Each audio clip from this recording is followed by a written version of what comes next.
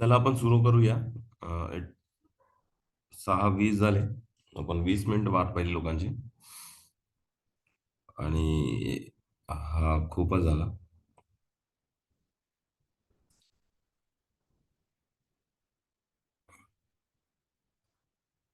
Everybody with me. Yes,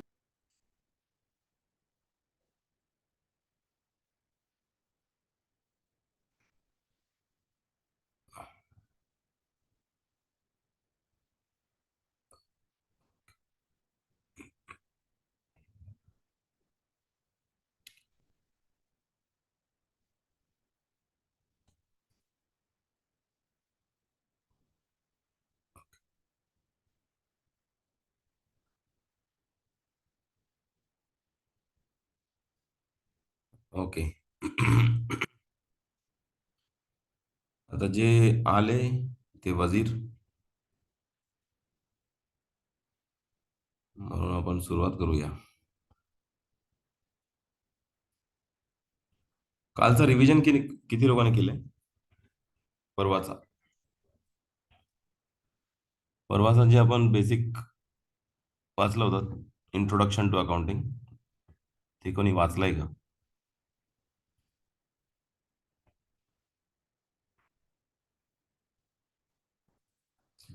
you have to be truthful to your self.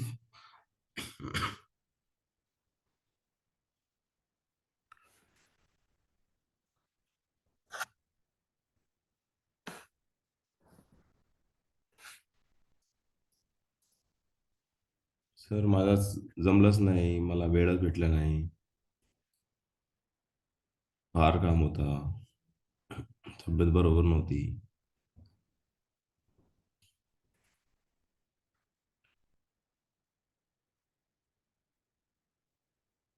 मी अभ्यास घ्यायला बसतो आणि काहीतरी काम निघतो. असे कोणाला वाटते का?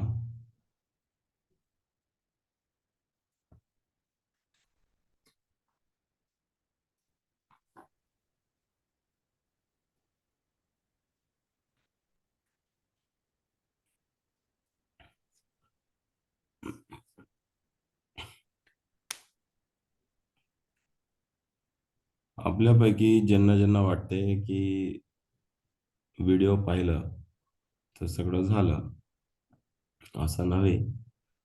व्हिडिओ पाहणं तुमच्या अंडरस्टँडिंगला ते एक सपोर्ट देणार आहे, नो डाऊट अबाउट इट. पण जेव्हापर्यंत तुम्ही स्वतः वाचणार नाही, स्वतः लिहिणार नाही, किंवा स्वतःचे शॉर्ट नोट्स किंवा असे काही बनवणार नाही, तुम्हाला ते डिफिकल्ट होईल. आता समजा आपण काल basic qualitative aspects of accounting बघितलं, रिलायबिलिटी बघितलं, कम्पॅरेबिलिटी बघितलं, आहे की नाही, रेलेव्हन्स पाहिला. तर हे तुम्ही कुठे लिहिलं बाजूला, एक एक समरी ऑफ चॅप्टर नंबर 1, असं एक तुमच्या पुस्तकात कुठेतरी लिहिलं. तर वाईल रिवायझिंग, है ना, तुम्हाला समजा उद्या जायचं एक्झामला किंवा एक आठवडा राहिला एक्झामला, तेव्हा रिवाईज करायचं आहे तुम्हाला, तेव्हा तुम्हाला लवकर तुम्हाला रिव्हिजन करता येईल. तर शॉर्ट नोट्स जे तुम्ही बनवाल ते तुम्हाला हेल्प करेन to revise the syllabus in a shorter period. कारण की आता एक एक तास जर आपण दिलं रोज, आणि असं 60 दिवस गेले, तर 60 तासाचं डिव्हिजन तुम्ही एका दिवशी बसून नाही करू शकत. आणि रिव्हिजनचा जे बेस्ट टेक्निक आहे ते तुम्हाला मी मगाशी सांगितलंय, परत सांगतो एकदा. The best way to revise is read what you have learn today by today itself, day 1. Day 1 मतलब जिस दिन पढ़ा है उसी दिन उसको रिवाइज करो सबसे पहले. आज आज वाचलेला किंवा आज शिकलेला परत वाचायचा घरी जाऊन किंवा जे आपल्या कन्व्हिनियंट टाइम मध्ये. मग डे 3, डे 2 पण इम्पॉर्टंट आहे. डे 1, डे 2, आणि 1-2 दिवस गॅप नंतर असं डे 3, त्याच्यानंतर 7th डे आणि 30th डे, असा रिव्हिजन जर तुमचं असलं तर तुम्ही सिलेबस तुमच्या हातात येऊन जाईल, सगळं हातात म्हणजे काय, तुमच्या कंट्रोलमध्ये येऊन जाईल. ठीक आहे, रिव्हिजनची टेक्निक लक्षात आली तुम्हाला? Day 1, day 3, day 7, day 30, at least जेवढं करा. डे 2 पण इम्पॉर्टंट आहे. इथपर्यंत लक्षात आलं तर सगळ्यांना? Yes sir. आणि लिहिणं चालू करा, लिहिणं. तुमच्या पुस्तकात लिहिणं चालू करा. पुस्तकात बघा, गुगलमध्ये सगळं नॉलेज आहे, पण सगळं आपल्या डोक्यात घुसते का?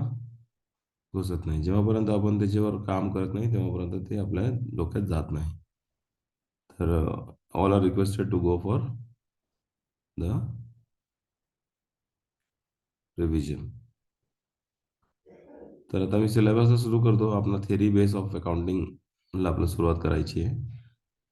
सगळे अटेंटिव्ह आहेत का?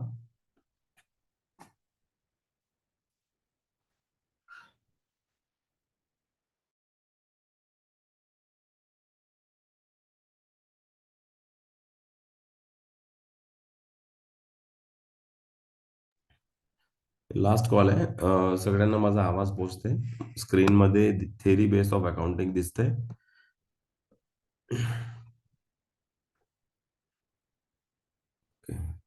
गुड.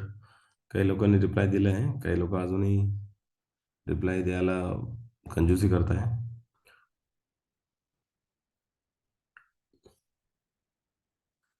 ठीक आहे, काही लोकांनी अजून दिले.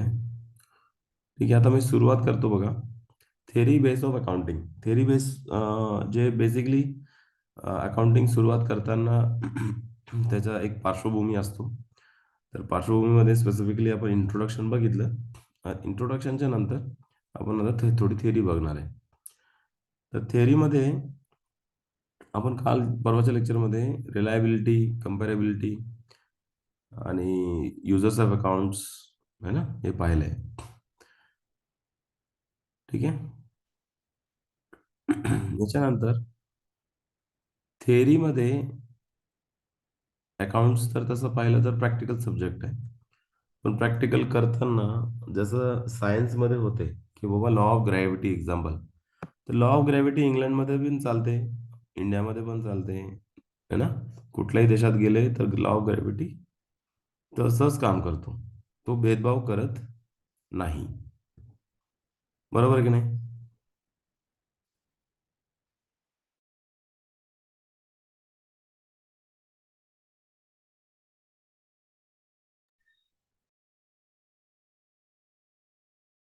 येस.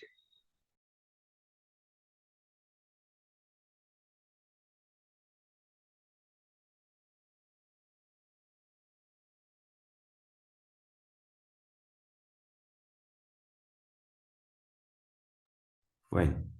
पण अकाउंट्स का, फायनान्सचा तसं नाही.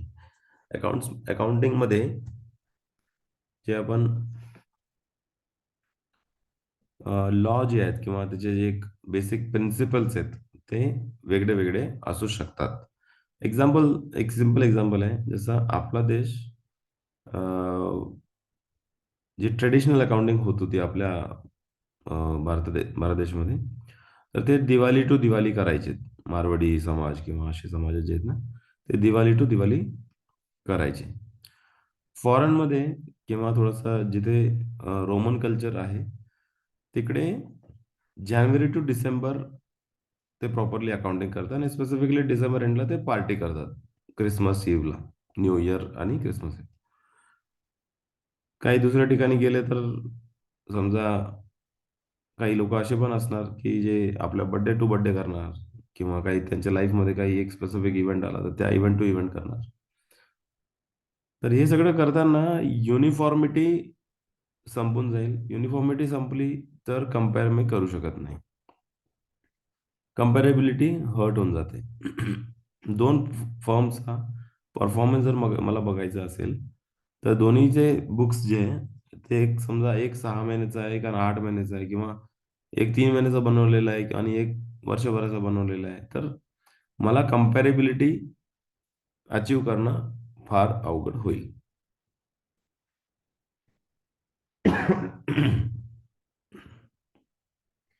म्हणून काही कॉन्सेप्ट, काही प्रिन्सिपल्स, काही रूल्स गाईडलाईन्स डेव्हलप केलेत ओव्हर द टाइम.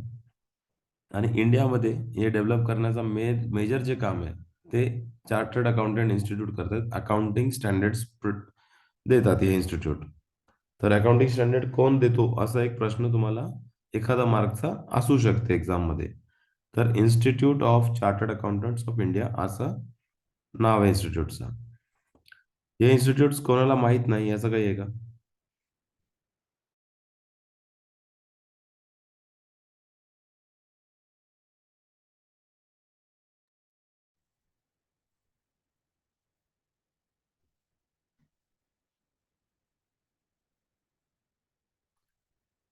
पुढे घेऊ.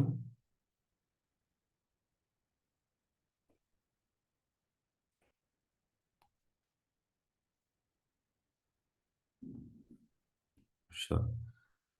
आता हे एक वर्ड आहे गॅप म्हणून, जनरली एक्सेप्टेड अकाउंटिंग प्रिन्सिपल्स. तर हे प्रिन्सिपल्स चा मतलब किंवा याचा अर्थ principle, concept, convention, postulates, assumptions, modifying principles etcetera etcetera असू शकते. A general law or rule adopted or professed as a guide to an action, a settled ground or basis of conduct or practice. एक accounting कशी practice करावी किंवा कसं लिहायचं किंवा काय काय मुद्दे ध्यानात ठेवायचे त्याच्यासाठी गॅप बनलेला आहे. गॅपमध्ये जनरली एक्सेप्ट अकाउंटिंग प्रिन्सिपल्समध्ये बरेचसे काही गोष्टी येतात. म्हणजे एक समजा अकाउंटिंग स्टँडर्ड त्याच्यात सर्वात महत्वाचा घटक आहे. इन्स्टिट्यूट ऑफ चार्टर्ड अकाउंटंट्स कधी कधी गाईडलाईन्स पण इश्यू करतात, नोट्स नोट्स पण इश्यू करतात. तर हे सगळं आपल्याला ध्यानात ठेवावं लागतं जेव्हा आपण बुक्स ऑफ अकाउंट प्रिपेअर करत असतो. हा पूर्ण लेसन एवढे कॉन्सेप्टवर डिपेंडेंट आहे. एवढे कॉन्सेप्ट संपले तर आपला चॅप्टर संपला. याच्यापैकी काही आपण ऑलरेडी कव्हर केलेत, जे परत परत आपण रिपीट करूया. बिझनेस एंटिटी कॉन्सेप्ट आहे. बिझनेस एंटिटी कॉन्सेप्ट मतलब आहे की बिझनेस आणि बिझनेसमॅन हे दोन्ही वेगळे. बिझनेसमॅन म्हणजे ओनर्स आणि बिझनेस हे दोन्ही वेगळे एंटिटीज आहेत असं आपण गृहीत धरतो. बेसिक प्रिन्सिपल आहे अकाउंटिंगचा, बेसिक कॉन्सेप्ट आहे. तर हे कॉन्सेप्टचा अर्थ असा आहे की जर बिझनेसमॅननी पैसे बिझनेसमध्ये टाकले किंवा बिझनेस स्टार्ट करण्यासाठी काही फर्निचर आणला, काही दुकान भाड्याने घेऊन ते फर्निचर केलं तिकडे किंवा अजून काही डेकोरेशन्स केलेत, तर हे जे सगळं खर्च आहे तर ते बिझनेस आणि बिझनेस एंटिटी हे वेगळे वेगळे असून बिझनेसमॅननी बिझनेसला ते पैसे दिलेत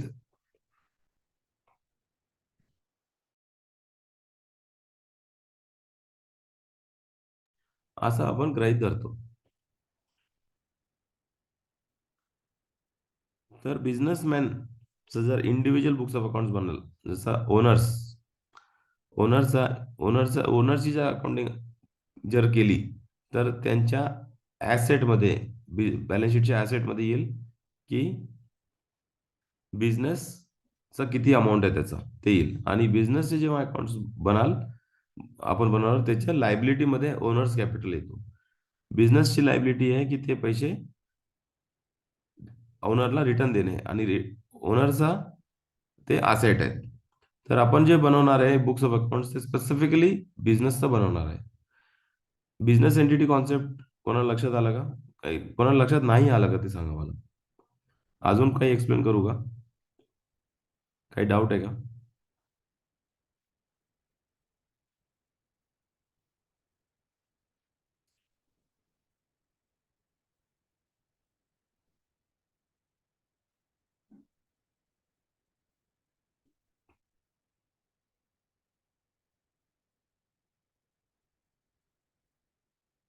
काही लोकांनी रिप्लाय केला आहे की सर काही डाऊट नाही आम्हाला. कोणाला डाऊट आहे का याच्यात काही? Any doubt in business entity concept? Owner जे असतो त्याचे जे पर्सनल एक्सपेन्सेस असतात, पर्सनल म्हणजे घरगुती घरगुती काही खर्च असेल किंवा काही अमाऊंट असेल, काही विड्रॉल केला असेल बिझनेसमधनं, तर ते प्रायमरीली बिझनेसमध्ये रेकॉर्ड करत नाही आपण. पर्सनल एक्सपेन्सेस किंवा पर्सनल गोष्टी बिझनेसमध्ये रेकॉर्ड करत नाही. पण जर ते बिझनेसमधनंच काढलेलं आहे,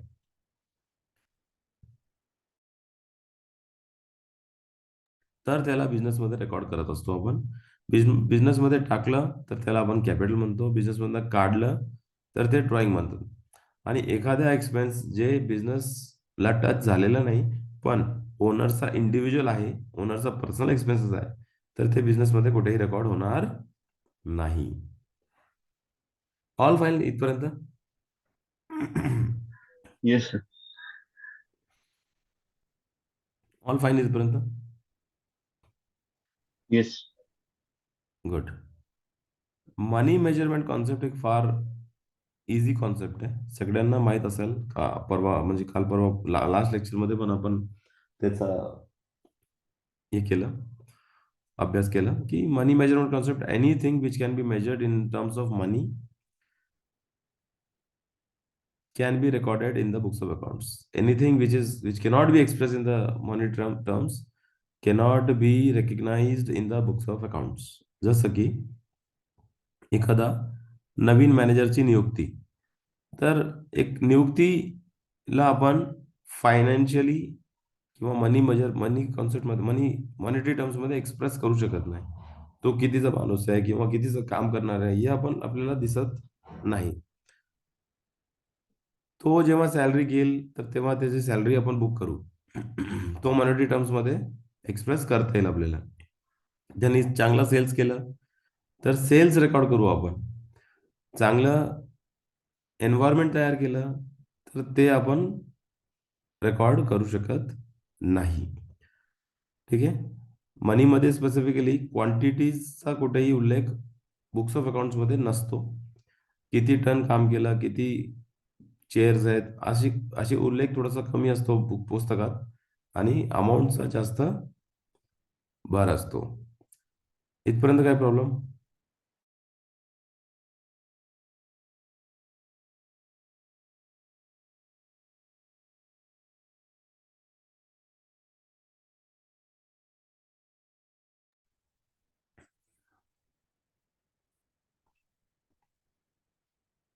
गुड.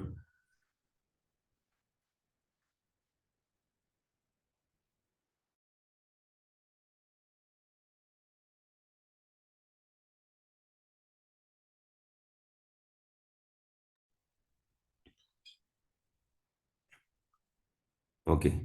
गोईंग कन्सर्न कोणाकोणाला माहीत नाही, तेवढं एक सांगा बरं मला प्लीज. गोईंग कन्सर्न कोणी ऐकलंच नाही, किंवा मला सर थोडं थोडं कळतंय पण थोडं थोडं समजत नाही. सर कळते पण बोलू शकत नाही. काहीतरी असते, आम्ही ऐकलेलं आहे, पण त्याचा उपयोग कुठे होतो माहित नाही. असं काही आहे का कोणाला डाऊट?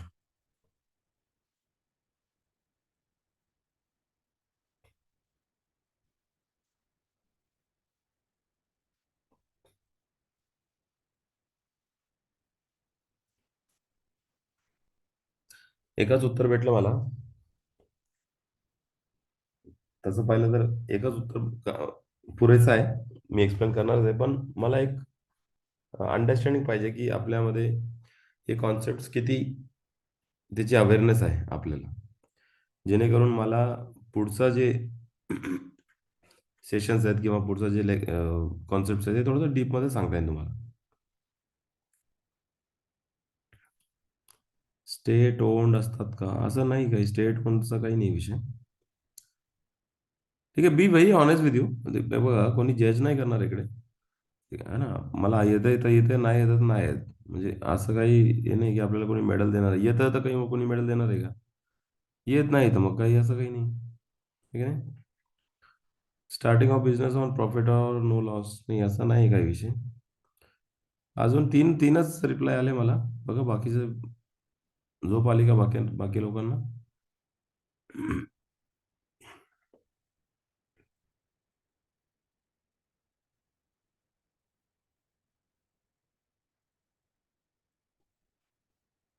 गोईंग कन्सर्न समजते का?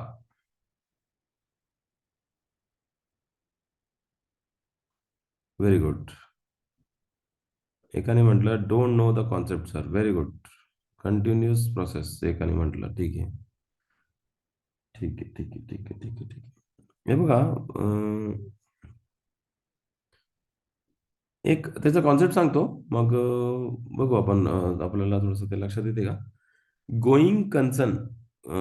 गोईंग म्हणजे चालत राहणे, हे तर माहिती आहे तुम्हाला. To go on and on and on. आणि कन्सर्न म्हणजे बिझनेस एंटिटी असं म्हणता येते. गोईंग कन्सर्नचा मतलब किंवा त्याचा अर्थ असा आहे की बिझनेस आम्ही चालू केलंय आणि ते, नाही, starting phase of the business कोणीतरी लिहिलं, पण असं नाही ते. ऐकून घ्या माझं. थोडासा कधी कधी डाऊट क्रिएट होते या कॉन्सेप्टमध्ये. गोईंग कन्सर्नचा अर्थ असा आहे, आपण बिझनेस स्टार्ट करतो किंवा बिझनेस रन करतो. स्टार्ट असं एक्झॅक्टली असं नाही की स्टार्ट केल्यावरच गोईंग कन्सर्न आपण बाळगतो, असा नाही विषय. समजा बिझनेस चालू होऊन 10 वर्षही झाले, त्याच्यानंतरही आपण गोईंग कन्सर्नचा कॉन्सेप्ट गृहीत धरूनच पुस्तकं लिहितो आपण. आता गोईंग कन्सर्नचा अर्थ असा आहे की एक बिझनेस चालू केलाय किंवा बिझनेस चालू आहे, तर ते आपण एक रिझनेबल पिरियड ऑफ टाइम पर्यंत चालू ठेवणार आहे, हे मनात ठेवून आपण पुस्तक लिहित असतो. आणि जर असं नाही केलं, समजा आपण असं एक गृहीत धरलं की बिझनेस आता उद्यापासून बंद करायचा आहे, तर आपण जे पुस्तक लिहिणार, तर ते त्याची व्हॅल्युएशन्स आणि त्याचा कॉन्सेप्ट चेंज होऊन जाईल. हे लक्षात येते का तुम्हाला. जे बोललो आतापर्यंत ते लक्षात आलं. कसं चेंज होईल ते मी सांगतो. तुम्हाला एवढं लक्षात आलं का, बिझनेस आपण चालू ठेवणार आहे, हे मनात ठेवून आपण लिहित असतो पुस्तक. आणि जर असं धरलं की बाबा मला बिझनेस बंद करायचा आहे किंवा आता 2 महिन्यानंतर मी बिझनेस नाही करणार, तसं जर असेल, तर मी पुस्तकात जेव्हा लिहिणार आहे बिझनेस ट्रान्झॅक्शन्स, त्याची प्रोसेस किंवा त्याचा एक व्हॅल्युएशन चेंज होईल. ते कसं चेंज होईल मी सांगतो. पण जिथपर्यंत मी सांगितलं ते तुम्हाला लक्षात येते का.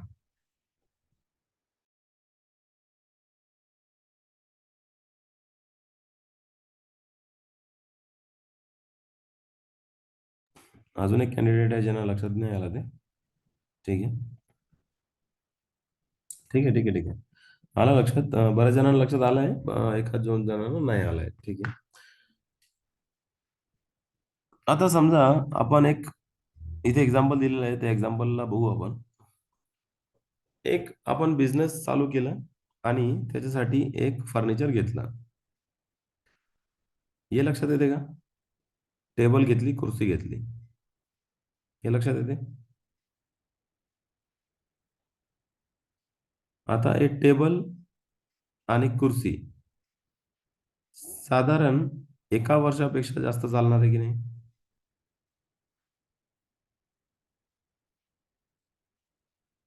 तर आपण जेव्हा पुस्तक लिहितो, बुक्स ऑफ अकाउंट्स लिहितो, तर असा गृहीत धरतो की हा फर्निचर मला कमीत कमी 5 वर्ष, 10 वर्ष, 15 वर्ष ते सर्व्हिस देणार. म्हणून ते फर्निचरचा कॉस्ट आणि टेबलचा कॉस्ट मी पहिल्याच वर्षी प्रॉफिट अँड लॉसला डेबिटला लिहित नाही, खर्चामध्ये लिहित नाही पहिल्याच वर्षी. आलं का लक्षात. मी असा एक अज्युम करतो की माझा बिझनेस 10 वर्ष चालन किंवा एक रिझनेबल पिरियड पर्यंत चालणार. आणि त्यामुळे ते जे फर्निचर परचेस केलंय, ते जे खुर्ची परचेस केली आहे, तर त्याची कॉस्ट एक 10 वर्षामध्ये स्प्रेड करतो मी. कारण की बेसिक कॉन्सेप्ट माझा आहे की गोईंग कन्सर्न बाळगतो, म्हणून मी हे 10 वर्षात स्प्रेड करतो. मी आलं लक्षात.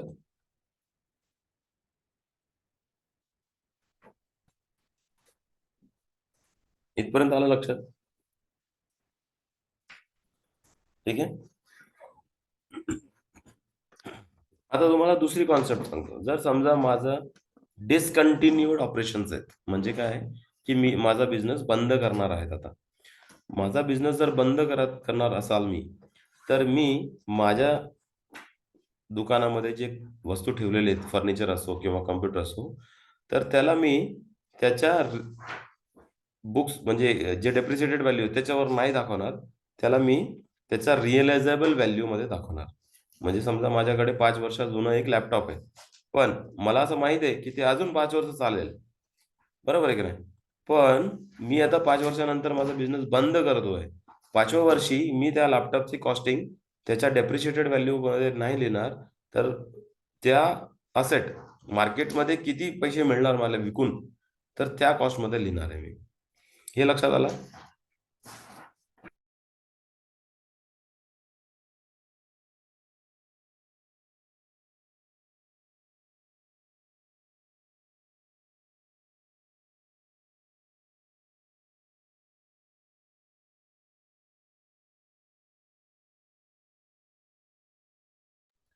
ठीक आहे. ठीक आहे? गोइंग कन्सर्नचं बेसिक लक्षात आलं तुम्हाला काय अर्थ आहे त्याचा? The assumption regarding continuity of business allows us to charge from the revenue for the period only the part of the asset which is consumed or asset used to earn the revenue in that period and carry forward the remaining amount in the next year over the estimated life of the asset. ठीक आहे? फार important concept होती ही. एक accounting period concept आहे.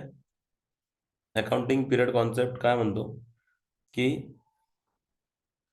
एका particular पिरियडसाठी बनवायचं पुस्तक.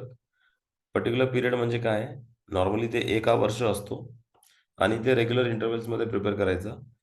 पण 1 वर्षापेक्षा कमी कालावधीसाठी काही मॅन्डेट्स आहे.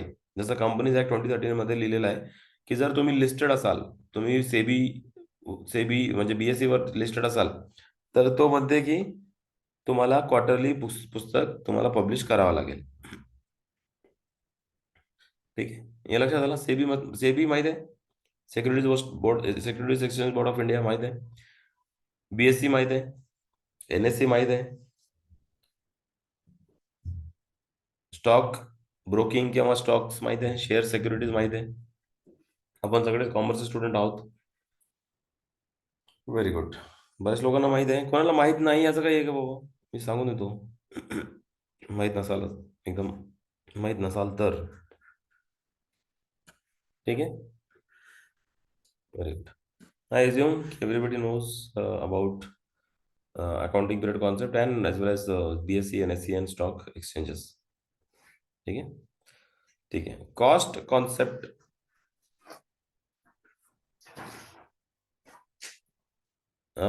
प्लीज गिव्ह सम वर्ड्स लिहिले.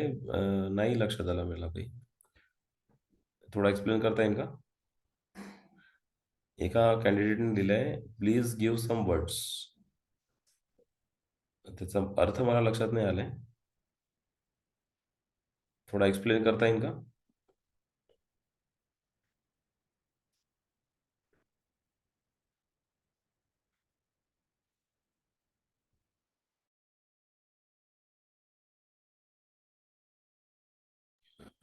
Securities exchange board of India अशी एक इन्स्टिट्यूशन आहे किंवा असं एक ऑर्गनायझेशन आहे, जे government of India, ministry of corporate अफेअर्सच्या अंडर बनलेली आहे. सेबीचं मेन काम आहे कंपनीजला आणि स्टॉक एक्सचेंजेसला, कंपनीजला नव्हे, थोडंसं स्टॉक एक्सचेंजेसला मॉनिटर करणे किंवा त्याला रेग्युलेट करणे. तर कॅपिटल मार्केटमध्ये जे चालतात एक्सचेंजेस त्याला मॉनिटर करणे, त्याला रेग्युलेट करणे.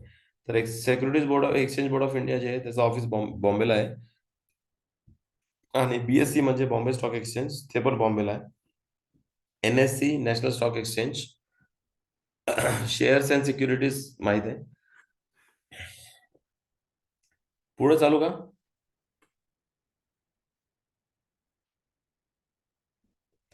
Okay. Cost concept. Yes, sir. Bombay मध्ये गेटवे ऑफ इंडिया आहे का इंडिया गेट आहे, काय आहे तिथे?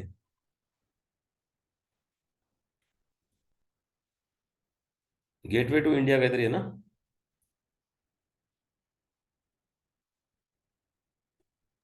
हाँ सर, बॉम्बेवाले गेटवे ऑफ इंडिया. माहिती आहे का?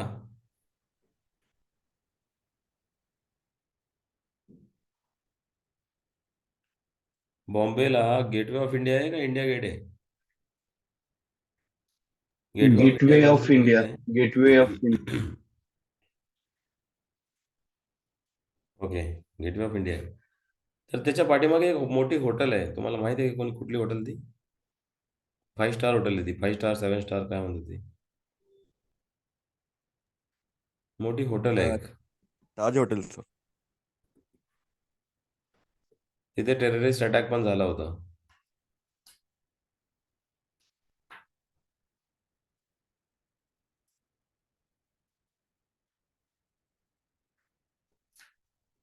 हा, ताज हॉटेल वगैरे हॉटेल माहिती आहे लोकांना. तर ती हॉटेल साधारण कधी चालू झाली किंवा कधी ओपन झाली किंवा असं काही सांगता येईल का? एक रफ आयडिया. 50 वर्ष, 100 वर्ष, 200 वर्ष, किती झाले वर्ष? नाही सांगता येणार.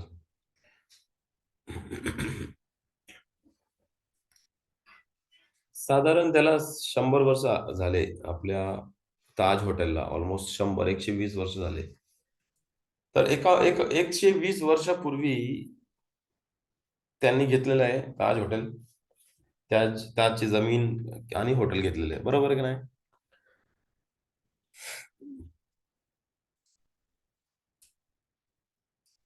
100 वर्षापूर्वी त्यांनी जमीन घेतलेली आहे, बरोबर आहे की नाही?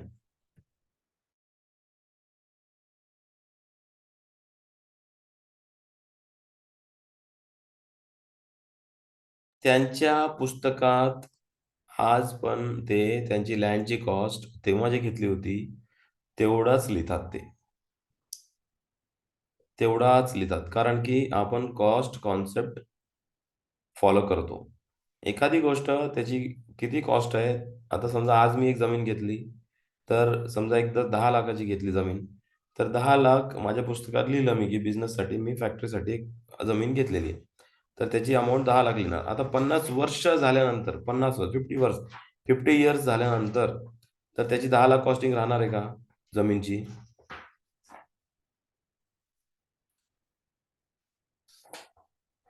50 इयर्स नंतर, 50 वर्षानंतर मला माझी जमीनची कॉस्ट जी 10 लाखाची घेतली होती ते 10 लाखच राहणार आहे का? 10 लाख राहणार नाही, ते कमीत कमी समजा 20 लाख होईल, 50 लाख होईल, वॉटेवर काही ना काही होईल. पण माझ्या पुस्तकात, बिझनेसच्या पुस्तकात, बिझनेससाठी घेतलेलं आहे, तर ते मी 10 लाखावरच लिहिणार, कारण की मी कॉस्ट कॉन्सेप्ट फॉलो करतो आणि हे अकाउंटिंगचे बेसिक कॉन्सेप्ट आहेत. ठीक आहे, हे लक्षात आलं?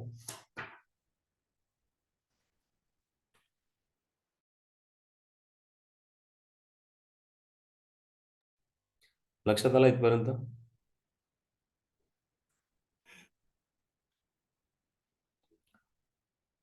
गुड.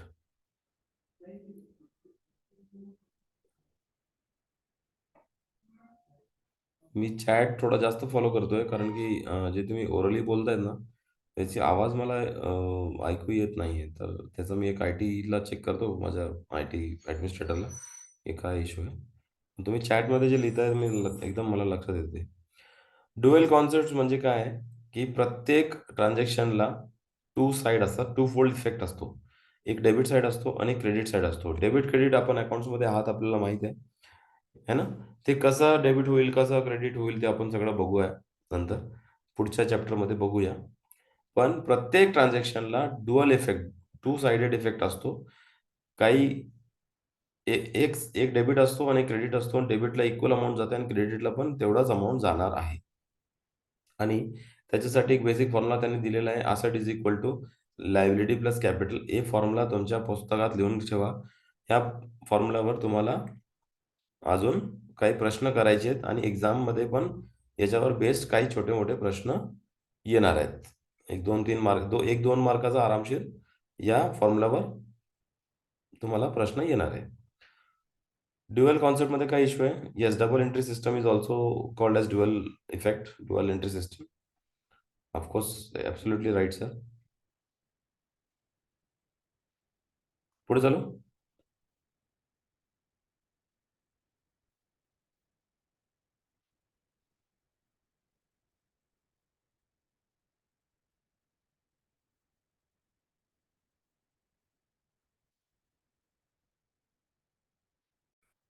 ठीक आहे. रेव्हेन्यू रेकग्निशन कॉन्सेप्ट जी असतो ना, ते म्हणतात की आपण जेव्हा रेव्हेन्यू आपला रिअलाइज झाला, है ना, तेव्हा ज्याची एक खात्री झाली की बाबा मला आता रेव्हेन्यू मिळणार आहे, तेव्हाच मी ते रेव्हेन्यू रेकग्नाइज करणार आहे पुस्तकात. आता मी सामान विकलं. आता समजा मी एक्झाम्पल समजा की मी बॉम्बेला बसलेलो आहे आणि मला दिल्लीत सामान विकायचं आहे, सामान सेल करायचं आहे.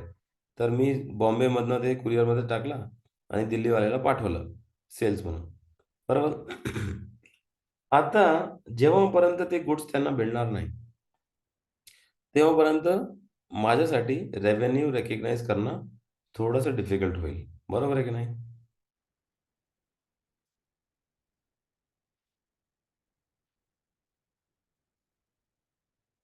हे समजते का तुम्हाला? ठीक आहे. तर मी सेल केलं. सेल केल्यानंतर गुड्स सेंड केले आपल्या कुरिअरमध्ये. ते गुड्स इन ट्रान्झिट आहे आणि त्याला दिल्ली पोहोचायला समजा 24 तास लागेल. तर 24 तासासाठी ते गुड्स इन ट्रान्झिट असणार.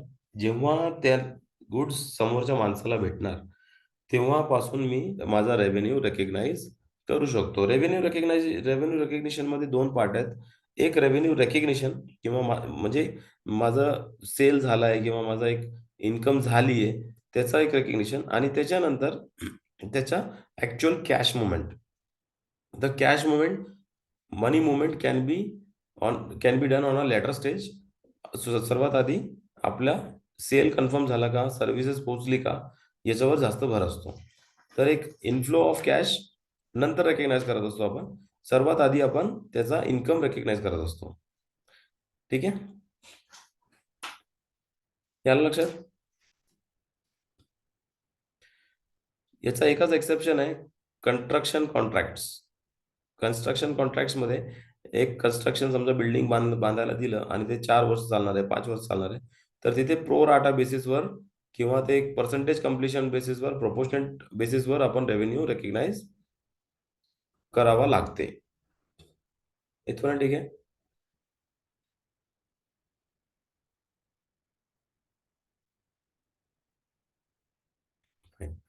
Matching concept. मॅचिंग कॉन्सेप्ट म्हणजे आपल्या सेशनमध्ये 2 महिला आहे. तर त्यांना हे कॉन्सेप्ट ते बाळगतात ॲक्चुअली. मॅच कसं करायचं त्यांना एकदम माहीत आहे. है ना? तर आपल्या जीवनात आपण कपड्याची मॅचिंग करत असतो किंवा अजून काही मॅचिंग करत असतो.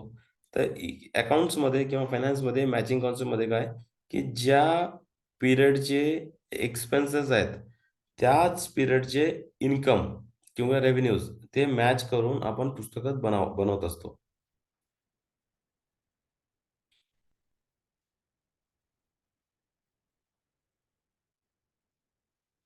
याला लक्षात तुम्हाला काय म्हणतो मी? The process of ascertaining amount of profit earned or loss incurred during a particular period involves deduction of related expenses from the revenue earned during that period. आता समजा की मी 2020 चे खर्च घेतले आणि 2023-24 चे इन्कम घेतले आणि त्याच्या दोघाचा वजाबाकी करून मी प्रॉफिट दाखवला. तर ते मी योग्य काम करतोय का?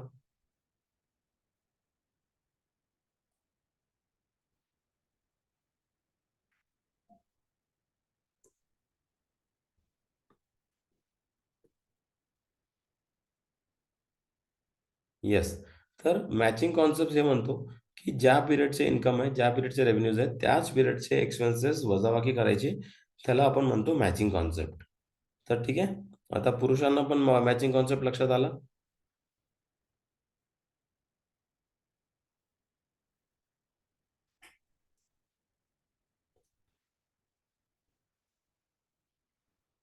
Yes, good.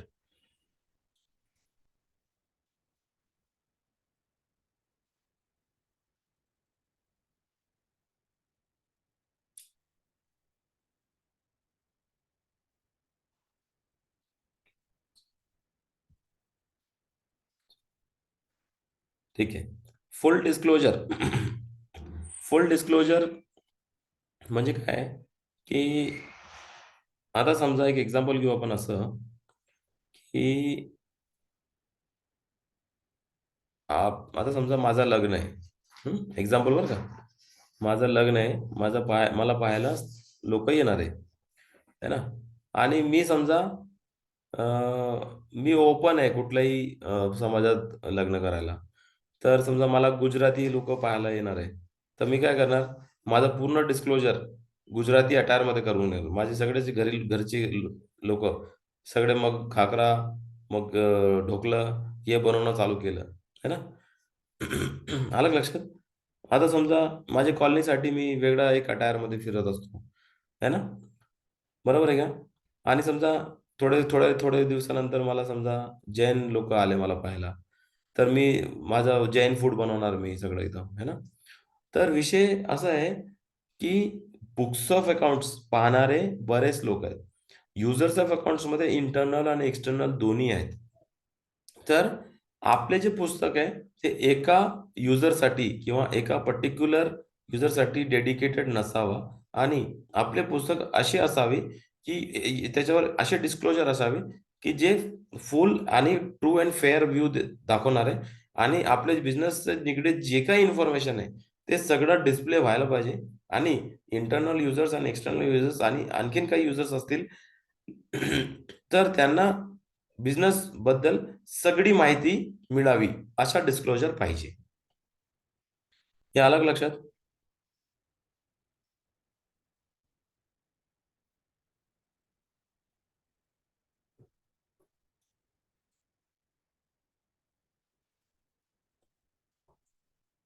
फुल डिस्क्लोजर लक्षात आलं. इथे कंपनीज ऍक्ट 1956 लिहिलेलं आहे. 1956 ऍक्ट संपून 2013 ऍक्ट आलेला आहे. Yes, free from bias. Free from bias म्हणजे त्याच्यात खोट नसावी. खोट नसावा किंवा भेदभाव नसावा की एका युजरला टार्गेट करून ते बनवणं म्हणजे ते भेदभाव झाला. तर बायस म्हणजे भेदभाव, बायस नसावा. ठीक आहे.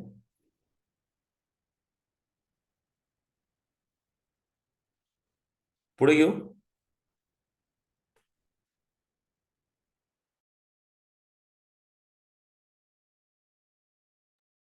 कन्सिस्टन्सी कॉन्सेप्ट आहे. कन्सिस्टन्सी कॉन्सेप्ट असं आपण करूया. जसं समजा एखाद्या वर्षी आपल्याला प्रॉफिट समजा कमी होऊ लागला. एखाद्या वर्षी माझा प्रॉफिट कमी होऊ लागला तर मी काय करणार.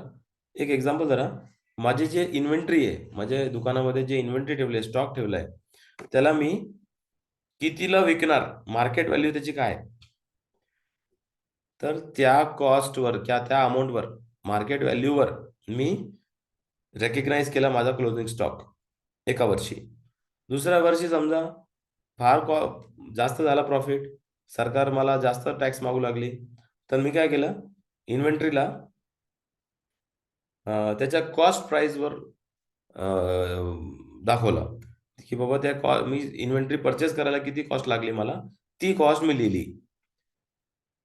तर हे consistent following of accounting principle झालेत का.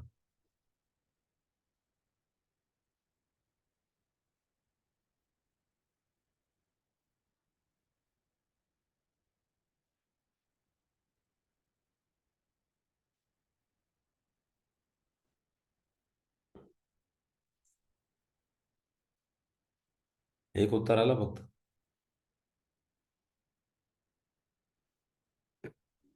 परत रिपीट करू का एक्झाम्पल.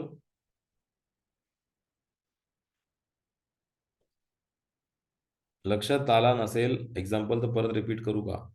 का समजलं असेल तर कन्सिस्टन्सी कॉन्सेप्ट समजला असं लिहिता येईल का चॅटमध्ये. Some different example is required. ठीक आहे. आता समजा एक दुसरा एक्झाम्पल देतो. तर रिपीट करतोय, दुसरा एक्झाम्पल देतोय. एक्झाम्पल धरा की माझ्याकडे एक गाडी आहे. 1 लाखाची गाडी घेतली मी. समजा दीड दीड लाख रुपये, 1,50,000ची गाडी घेतली मी. किती घेतली? 1,50,000 रुपये. आणि 1,50,000ची गाडी घेतली आणि नॉर्मली तुम्हाला माहिती आहे की गाडी 15 वर्षाचा आरटीओ परमिशन देतो. इथपर्यंत ठीक आहे. कॉस्ट 1,50,000, आरटीओची परमिशन 15 वर्ष. एकदम लक्षात आलंय इथपर्यंत? इथपर्यंत लक्षात आला का एक्झाम्पल? गाडी घेतली मी माझ्या बिझनेससाठी. बिझनेससाठी गाडी घेतली आणि गाडीची कॉस्टिंग 1,50,000 आहे आणि आरटीओ नॉर्मली परमिशन 15 वर्षासाठी देतो. तर आता ही जी गाडी आहे मला माहिती आहे की 15 वर्ष चालणार आहे. तर डेप्रिशिएशन जे याचा लावणार आहे मी, डेप्रिशिएशन जे लावणार आहे पुस्तकात, तर दरवर्षी किती लावा लागेल मला डेप्रिशिएशन 15 वर्षात? जर इक्वल डिस्ट्रीब्युशन केलं मी, सेम सेम डेप्रिशिएशन प्रत्येक वर्षी लावायचा जर असेल, 15 वर्ष स्प्रेड करायचं आहे मला हे, तर 1,50,000 रुपये 15 वर्षासाठी. तर दरवर्षी किती खर्च डेप्रिशिएशनच्या हेडमध्ये येईल?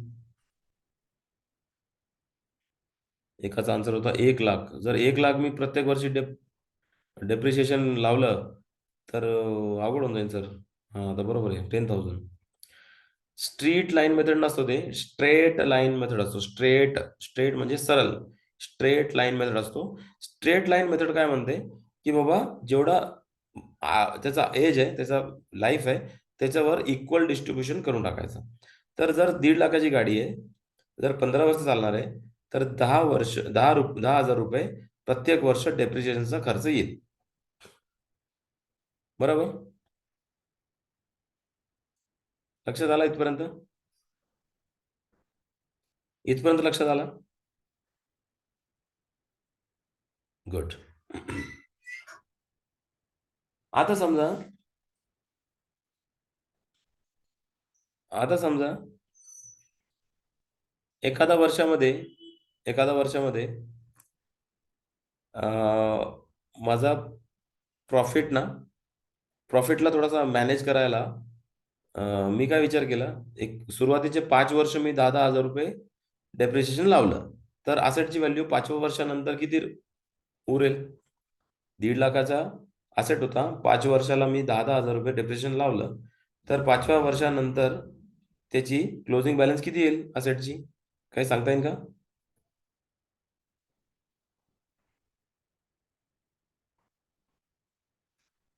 1,00,000. Very good. 10,000 रुपये जर कापले तर 50,000 रुपये जाते. 5 वर्षात 1,00,000 रुपये उरले. आता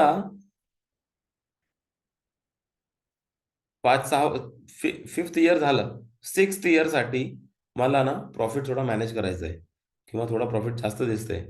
तर मी काय करतो, आता डब्ल्यू-डी-व्ही चालू करून टाकतो. डब्ल्यू-डी-व्ही माहिती आहे कोणाला?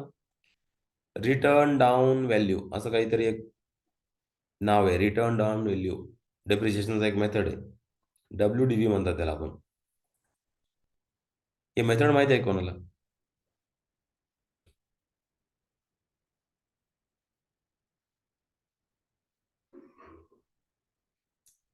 मेथड माहिती आहे का?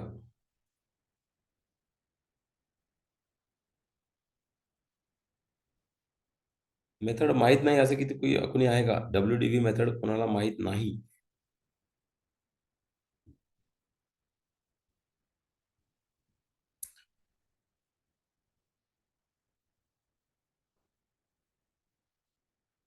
डब्ल्यू-डी-व्ही मेथड कोणाला माहित नाही का?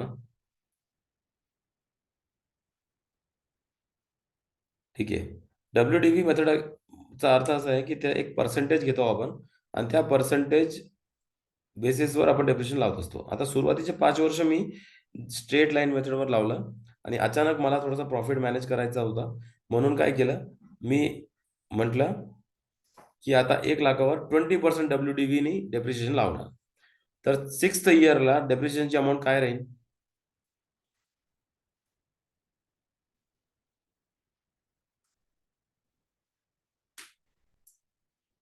6th इयरला मी 20% डेप्रिसिएशन लावतोय. असेटचा ओपनिंग व्हॅल्यू 1,00,000 रुपये होती. तर डेप्रिसिएशन 6th इयरसाठी किती राहील?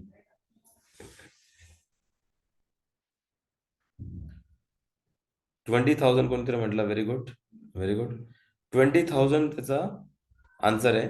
तर तुम्हाला लक्षात आलं का की दरवर्षी मी 10,000 लावत होतो, अचानक मी माझा मेथड चेंज केलं, कारण की मला प्रॉफिट चेंज करायचं होतं किंवा काहीतरी मला मस्करी करायची होती, म्हणून मी डेप्रिसिएशनचा एक मेथड चेंज केलं. तर हे कन्सिस्टंट एफर्ट झाले का माझे? मी माझं पुस्तक माझ्या प्रॉफिटला मॅनेज करण्यासाठी मी माझे कॉन्सेप्ट चेंज करत आहोत. तर हे अकाउंटिंग कॉन्सेप्ट अलाउ करत नाही, कन्सिस्टन्सी कॉन्सेप्ट अलाउ करत नाही. कोणीतरी विचारलं, can we change the method any time? We cannot change the method any time if we are changing. जर आपल्याला मेथड चेंज करायचं असेल किंवा काही एक मेथडॉलॉजी कुठली कुठली कुठली मेथडॉलॉजी जर चेंज करायची असेल, तर त्याला आपण फुल डिस्क्लोजर देऊन करावं लागते. पुस्तकात अॅन्युअल बुक्स ऑफ अकाउंट्समध्ये लिहावं लागते की आम्ही हे चेंज करतोय आणि त्याचा इम्पॅक्ट हे आहे आणि आम्ही का बरं चेंज केलं त्याचे रिझन्स पण द्यावं लागते. इथपर्यंत ठीक आहे? कन्सिस्टन्सी कॉन्सेप्ट माहीत पडलं की जे तुम्ही कॉन्सेप्ट जे जे व्हॅल्युएशनचे कॉन्सेप्ट आहेत किंवा डेप्रिसिएशनचे काही कॉन्सेप्ट आहेत, हे कॉन्सेप्ट पॉलिसीज हे कन्सिस्टंट राहिले पाहिजे, अधूनमधून चेंज करायचं नाही. आणि जर चेंज केलं तर सर्वात मोठा जे प्रॉब्लेम होणार आहे ते आहे कंपॅरिझन हर्ट होऊन जाते दोन फॉर्म मध्ये. ठीक आहे? कन्झर्वेटिझम म्हणजे काय? आता आपल्या भारत देशमध्ये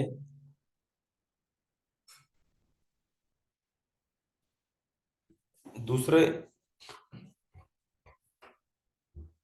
आपल्या भारतात आपलं दुःख दाखवून किंवा सांगून पैसे घ्यावे लागते. बरोबर आहे की नाही? आपलं दुःख दाखवून पैसे घ्यावे लागते आणि जेव्हा ते पैसे समजा आपण दिले, दुःख ऐकून आपण पैसे दिले आणि नंतर घेताना पण आपल्याला त्याच्यापेक्षा मोठं दुःख दाखवावं लागतं. बरोबर आहे की नाही? दुसऱ्यांचं दुःख ऐकून पैसे द्यावे लागते आणि स्वतःच्या त्याच्यापेक्षा मोठं दुःख दाखवून पैसे परत मागावे लागते भिकारीसारखं. बाकीच्यांना अनुभव आला नाही बहुतेक. महिलांनी कोणाला पैसे दिलेच नाही. आपल्या बॅच मध्ये महिला पण आहे. बुडले नाही बहुतेक महिला लोकांचे पैसे कधी बुडले नाही असं वाटतं मला.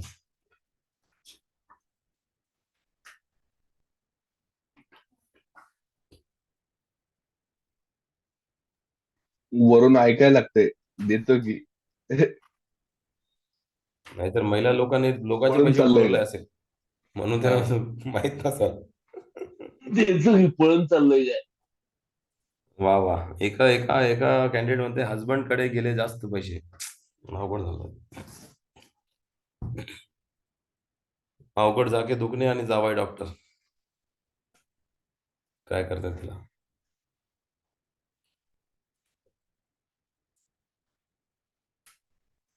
घेऊ का कन्झर्वेटिझम कॉन्सेप्ट घेऊ? ते कॉन्सेप्ट साठीच होता ते एक्झाम्पल. हा कॉन्सेप्ट म्हणतो की आपले ट्रान्झॅक्शन असे लिहावेत की जे आपण सेफ प्ले करू असं लिहावं लागते. आता सेफ प्ले म्हणजे काय की इन्कम रेकग्नाइज करताना 2 वेळा विचार करा. इन्कम रेकग्नाइज करताना 2 वेळा विचार करा, पण खर्च लिहिताना मागे पडू नका. एक बेसिक कॉन्सेप्ट. म्हणजे कसं आहे, खर्च ही अटल आहे. आपल्याला कोणाला द्यायचं असेल तर ते अटल आहे की नाही? बिझनेस कॉन्सेप्ट म्हणतो. आपण देत नाही आपल्या जीवनात, ते वेगळी गोष्ट आहे. बिझनेसमध्ये आपल्याला एखादा खर्च येणार आहे. जसं समजा मी 1 महिना बिझनेस चालवलं आणि माझं जे बिझनेसचं जे रूम आहे किंवा प्रिमाइसेस आहे ते भाड्यावर आहे. तर 1 महिना झालं तर मी पैसे नंतर दिलं तरी चालते, पण मला त्या महिन्याचा रेकग्नाइज करावं लागेल बुक्स ऑफ अकाउंट्समध्ये की एक रेंट माझा ड्यू झालेला आहे. 1 महिन्याचा रेंट ड्यू झालेला आहे हे मला लिहावं लागेल. आपल्याकडे एम्प्लॉई असतो. एम्प्लॉई महिनाभर काम करतो. 1 तारखेला पगार जरी नाही केली मी, 10 तारखेला जरी केली, पण मला 1 तारखेला लिहावं लागेल की सॅलरी ड्यू आहे, किंवा कारण की माझ्या माणसाने काम केलेत. पण मी सामान एखादं विकलं किंवा समोरच्याकडनं पैसे येणार आहे, तो म्हणतो की सर मी देतो पैसे, किंवा माझा गुड्स आता रनिंग मध्ये आहे, तर तेव्हा मी रेव्हेन्यू रेकग्नाइज नॉर्मली मी रेव्हेन्यू रेकग्नाइज करताना दोनदा विचार करावा लागेल. त्याची जर खात्री झाली एकदम, तरच मी बुक्स ऑफ अकाउंट्स मध्ये रेकग्नाइज करायला पाहिजे. दुसरा, प्रोव्हिजन्स क्रिएट करताना एकदम अलर्ट असला पाहिजे मी. प्रोव्हिजन्स म्हणजे जसं मी म्हटलं, सॅलरीचा, रेंटचा, इंटरनेट, टेलिफोनचा बिल, हे गोष्टी मला पुस्तकात लवकर रेकग्नाइज करायचं आहे. आणि रेव्हेन्यूज जे आहेत रेकग्नाइज करताना थोडंसं मला बारक्याने बघावं लागेल, आणि जेव्हा ते कन्फर्म होईल तेव्हाच मी लिहिणार, असा एक कॉन्सेप्ट आहे. ठीक आहे. स्टॉक हमेशा माझा कॉस्ट प्राइस मध्ये रेकग्नाइज होणार, हे कन्झर्वेटिव्हिझम कॉन्सेप्टच म्हणतो. कारण की स्टॉक जेव्हापर्यंत विकत नाही तेव्हापर्यंत त्याची मार्केट व्हॅल्यू तयार होत नाही. म्हणून जे मी कॉस्ट लावली इन्व्हेंटरीसाठी, इन्व्हेंटरी खरेदी करण्यासाठी, तर तेवढाच मी लिहिलं पाहिजे. त्याची मार्केट व्हॅल्यू लिहिलं नाही पाहिजे. मार्केट व्हॅल्यू अप जाईल, लो जाईल. ठीक आहे. प्रोव्हिजन्स मंथ एंडला पण असू शकते, क्वार्टरली पण असू शकते, आणि इयरली पण असू शकते. नॉर्मली आपण जेव्हा बुक्स क्लोज करतो तेव्हा प्रोव्हिजन केलं पाहिजे. जे लोक क्वार्टरली बुक्स प्रिपेअर करतात फॉर स्टॉक एक्सचेंजेस, तर ते क्वार्टरली प्रोव्हिजन करतात. जे बुक्स इयरली करतात ते प्रोव्हिजन इयरली करतात. तर सांगण्याचा उद्देश असा आहे की प्रोव्हिजन करावात, असं म्हणणं आहे. दर महिन्याला प्रोव्हिजन करण्याची गरज नाही, पण जेव्हा बुक्स क्लोज होतात, जेव्हा पब्लिश होतात, तेव्हा नक्की प्रोव्हिजन करावा लागते. मटेरियलिटी कॉन्सेप्ट, ऑब्जेक्टिव्हिटी कॉन्सेप्ट, असे 2 कॉन्सेप्ट राहिलेत आपले. आता आपण कधी ऐकलंय का असं की इतकी बड़ी बात तूने मुझे बताई ही नहीं? मग आपण म्हणतो, अरे इतनी छोटी सी बात थी, इतना क्यों सिरियस ले रहा तू? असं कधी झालंय का आपल्यासोबत?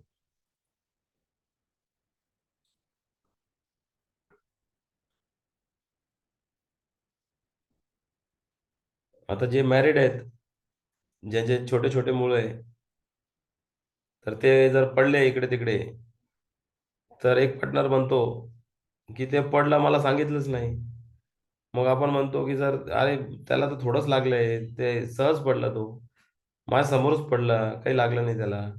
मग दुसरा पार्टनर म्हणतो, नाही नाही, तू सांगितलं पाहिजे, एवढी मोठी गोष्ट आहे, तो पागल झाला असता तर, त्याचं डोकं फुटलं असतं तर, हात मोडला असता तर, है की नाही? असं होतं की नाही आपल्यासोबत?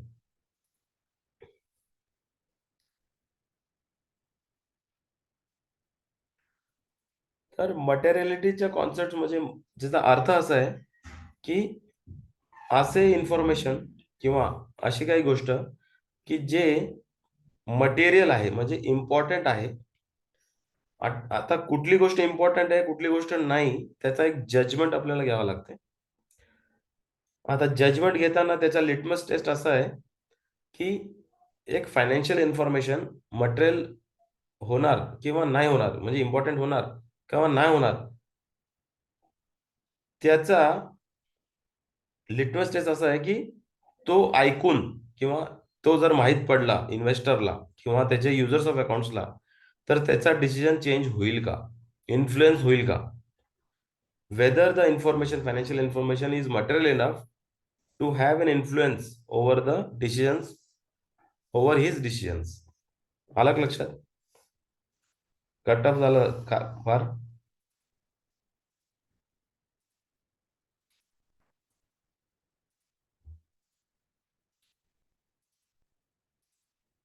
तर जे इन्फॉर्मेशन मटेरियल आहे, तर त्याला फुल डिस्क्लोजर आणि ते रेकग्नाइज पुस्तकात करावं लागते. जे मटेरियल नाही, एखादी गोष्ट समजा मटेरियलिटी कॉन्सेप्ट मध्ये नाही आला, समजा छोटी गोष्ट आहे, साधी गोष्ट आहे, जसं समजा आपण इरेझर्स घेतो, पेन्सिल्स घेतो, स्टेशनरी घेतो, है ना? तर आता एखादा इरेजर घेतलं तर 2 रुपयाचा 5 रुपयाचा इरेजर, तर एक इरेजर वर्षभरात संपणार पण नाही आपल्या ऑफिसमध्ये, म्हणजे यूज करत राहणार आपण, दुसऱ्या वर्षी पण यूज करतो आपण. वर्षानुवर्ष पेन्सिल आहे आपल्याकडे, एक पेन्सिल आहे तर ते एक वर्षभर पण चालते कधी कधी पेन्सिल. स्केल आहे ते ते 5-5 वर्ष स्केलला काही होत नाही जर आपण सांभाळून ठेवलं तर.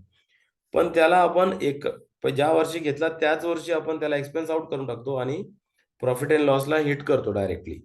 का बरं? कारण की तो मटेरियल इन्फॉर्मेशन नाहीये. मटेरियल म्हणजे असा फार इम्पॉर्टंट, फार मोठा अमाउंट नाहीये, की जे पुस्तकात रेकग्नाइज करावाच लागेल, या वर्षीच करावं लागेल किंवा 5 वर्षात करावं लागेल असं नाही ते. डिस्क्लोजर पेन्सिलचा वेगळा हेड, इरेजरचा वेगळा हेड असं नाही करत आपण. कारण की तो बिझनेससाठी एवढा इम्पॉर्टंट नाहीये. बिझनेसचे जे जेवढं ट्रान्झॅक्शन चालू आहे त्याला कन्सिडर करता हे एवढं मटेरियल नाही. लक्षात आलं? मटेरियलिटी कॉन्सेप्टमध्ये प्रत्येकदा असा इम्पॉर्टंट नाहीये, की मोठी अमाउंट असावी, असं गरजेचं नाही.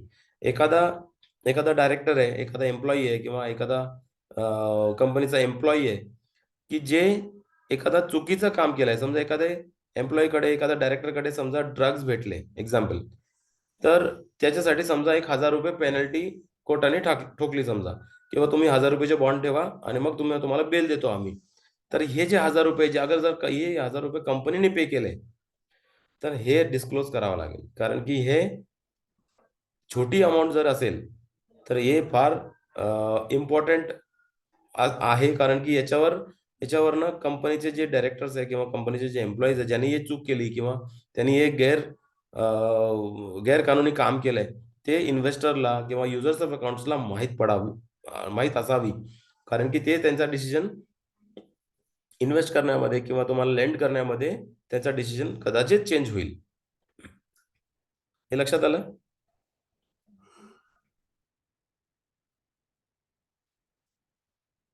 इथपर्यंत लक्षात आलं?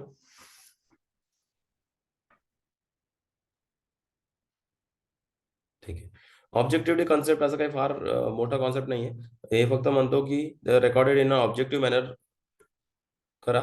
फ्री फ्रॉम बायस, म्हणजे खोट नसावा, भेदभाव नसावा. ठीक आहे. And this can be possible when the transaction are supported by verified document and vouchers. आपल्याला माहिती आहे आपल्या ऑफिसमध्ये आपण जे काही काम करतो त्याला प्रत्येक एक ट्रान्झॅक्शनला आपल्याकडे वाउचर्स असतात, बिल्स असतात, है ना, इनव्हॉइसेस असतात. तर हे सगळं सपोर्टेड आहे विथ डॉक्युमेंटरी एव्हिडन्स, म्हणून आपण ऑब्जेक्टिव्ह मॅनरने चालतो आणि आपण त्याच्यावर काही भेदभाव नाही करत आणि अमाउंट चेंज करत नाही म्हणून. आणि everything is backed by documentary evidences. ठीक आहे. Chronological order is very important. Sequence is very important. Historical cost is very important, and it should be recorded in an objective manner. ठीक आहे. आता आलो आपण सिस्टम्स ऑफ अकाउंटिंग मध्ये. Double entry system एक असतो, सिंगल एंट्री असतो. Double entry system आपण डिटेलमध्ये शिकणार आहे आणि सिंगल एंट्री सिस्टम मध्ये काही प्रश्न आपण करणार आहेत आपल्या सेशन्स मध्ये. कॅश बेसिस आणि अॅक्युअल बेसिस मध्ये दोन कॉन्सेप्ट आहेत. अॅक्युअल बेसिस म्हणजे काय, कॅश बेसिस म्हणजे काय ते आधी लक्षात घ्या. कॅश बेसिस म्हणजे काय, की जेव्हा कॅशची मुवमेंट होईल तेव्हाच मी लिहिणार पुस्तकात. कॅश मूव्ह झाली तरच लिहिणार. जसं समजा सॅलरी ज्या दिवशी मी देणार त्या दिवशीच मी लिहिणार पुस्तकात. आणि ऍक्च्युअल बेसिस म्हणतो की जरी कॅश मूव्ह झाली नाही तरी तुम्ही त्या बुक्समध्ये कॅश कॅश मूव्ह झाली नसेल तरी रेव्हेन्यू आणि एक्सपेंडिचर दोन्ही रेकग्नाइज करावा. Accounting standards are issued by ICI, the Institute of Chartered Accountants of India. Need for standards to maintain. ये थोडा वाचून घ्या. बेनिफिट्स अँड लिमिटेशन हे फारसा असा एक्झाममध्ये असं काही येणार नाही, पण तुम्हाला माहित असावं की अकाउंटिंग स्टँडर्डचे लिमिटेशन्स काय आणि बेनिफिट्स काय, लिमिटेशन्स आणि बेनिफिट्स काय. जीएसटी थोडाफार सगळ्यांना माहित आहे. जीएसटी वर आपण एक सेपरेट सेशनच घेऊ. पॉवर सेक्टर आणि जीएसटी याच्यावर माझ्याकडे पीपीटी आहे, ते ग्रुपवर टाकतो मी वाटल्यास तर. आपल्या एक्झाममध्ये जीएसटीचे फारसे काही प्रश्न म्हणजे येणारच नाही ऑलमोस्ट, कारण की ग्रॅज्युएट लेवलवर जीएसटीचा प्रश्न येणार नाही. पण जास्तीत जास्त त्या फुल फॉर्म वगैरे येतील. CGST, IGST, SGST काय असते त्याचा फुल फॉर्म माहित पाहिजे आपल्याला. CGST म्हणजे सेंट्रल जीएसटी, SGST म्हणजे स्टेट जीएसटी आणि IGST म्हणजे इंटिग्रेटेड जीएसटी आणि UTGST म्हणजे युनियन टेरिटरी जीएसटी. ठीक आहे. आपण इथे क्लेम करू शकतो हा लेसन संपला आपला. आता उद्यापासून रेकॉर्डिंग ऑफ ट्रान्झॅक्शन सुरू होणार आहे. रेकॉर्डिंग ऑफ ट्रान्झॅक्शन्स मध्ये specifically basic golden rules, 3 golden rules आपले रिअल, नॉमिनल, पर्सनलचे, त्या आपण सुरुवात करू. त्याच्यानंतर अकाउंटिंग जे इक्वेशन आहे, asset is equal to liability plus capital, त्याच्यावर काम करू आपण. आणि माझं सगळ्यांना परत परत निवेदन आहे की हा लेसन पूर्ण एक एक लाईन वाचा. काही समजलं नाही, काही माझ्याकडनं स्किप झाला, किंवा सर हे थोडंसं अजून काही दुसरा एक्झाम्पल दिलं तर मला लक्षात येईल, किंवा जे एक्झाम्पल दिलं मी विसरलो, असं काही असेल तर मग उद्या आपण एक 10 मिनिटाचा रिकॅप घेऊ. आणि उद्यापासून रोलर कोस्टर राईड चालू होईल आपला. एकदा जर्नल एंट्री सुरू झाली तर त्याच्यानंतर नो लुकिंग बॅक, मागे पाहण्याचं काम नाही. आणि इथपर्यंत बॅकअप करून घ्या. याच्यानंतर एक एक लेसन जे आहे मागच्या लेसनवर डिपेंडंट असणार आहे. तर I request all of you to revise whatever is taught in the lecture. आता आजच्या लेक्चरमध्ये काही डाऊट असेल तर आता विचारा, सर असाल तर, नसाल तर मग उद्या सकाळी विचारू शकता तुम्ही. डेफर्ड टॅक्स लायबिलिटी आपण थोडंसं फायनल अकाउंट जेव्हा करणार ना, आपण फायनल अकाउंट्स बॅलन्स शीट वगैरे प्रिपेअर करणार, तेव्हा आपण डेफर्ड टॅक्स लायबिलिटी आणि deferred tax asset, deferred revenue expenditure असे 3 कॉन्सेप्ट सांगणार आहे मी. तर shall I call it a day? Shall I stop the session?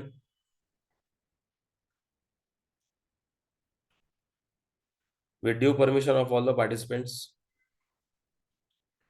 आणि जे लोक आले नाही ना आज, मी आज तर ठीक आहे, मी प्रयत्न करतो की आजचं सेशन मी अपलोड करायचा प्रयत्न करतो. पण पुढचे सेशन्स मी अपलोड नाही करणार आहे, तर तुम्हाला क्लास अटेंड करावाच लागेल. ग्रुपमध्ये पण टाकतो तसं मी. त्या पहिला लेक्चर कोणाचा मिस होऊ नये, किंवा नंतर काही लोक जॉईन झाले म्हणून मी अपलोड केलं होतं ते. नंतर मी अपलोड नाही करणार. तर रोज लेक्चर करावा अशी मला सगळ्यांना निवेदन आहे. ठीक आहे. Thank you so much. Good day.